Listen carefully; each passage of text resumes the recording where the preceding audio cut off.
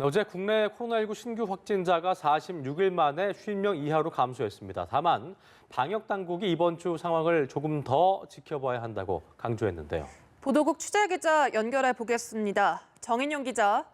네, 국내 코로나19 누적 확진자는 1,284명입니다. 어제 0시 기준 신규 확진자 수가 47명으로 집계되면서 중앙방역대책본부 발표 기준 46일 만에 50명 이하로 떨어졌습니다. 다만 주말 검사 건수가 평일과 비교해 줄어든 만큼 중대본은 이번 주 상황을 조금 더 지켜볼 필요가 있다고 밝혔습니다. 중대본에 따르면 지난달 23일부터 어제 0시까지 2주간 발생한 국내 환자 총 1,300여 명 중 해외 유입 사례는 46%에 달했습니다. 이 가운데 5%는 해외 유입 환자에게 감염된 가족, 지인으로 나타났습니다. 사망자는 어제 하루 대구 경북에서 2명이 추가돼 누적 사망자는 총 191명이 됐습니다. 완치 환자는 약 6,600여 명이지만 완치 후 재확진된 사례도 50여 건에 달했는데요.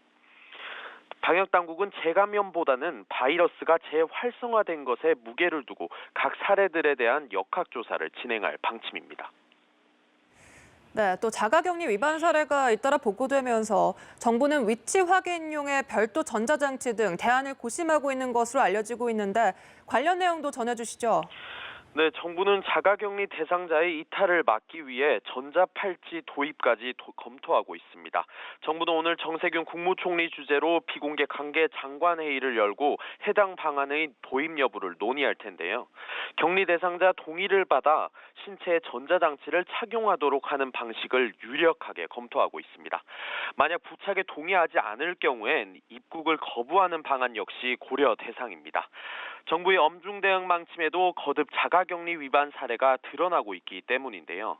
앞서 경기 군포시의 50대 부부와 전북 군산시의 외국인 유학생 3명이 자가격리 앱이 깔린 휴대전화를 격리 장소에 두고 외출한 사례가 대표적입니다.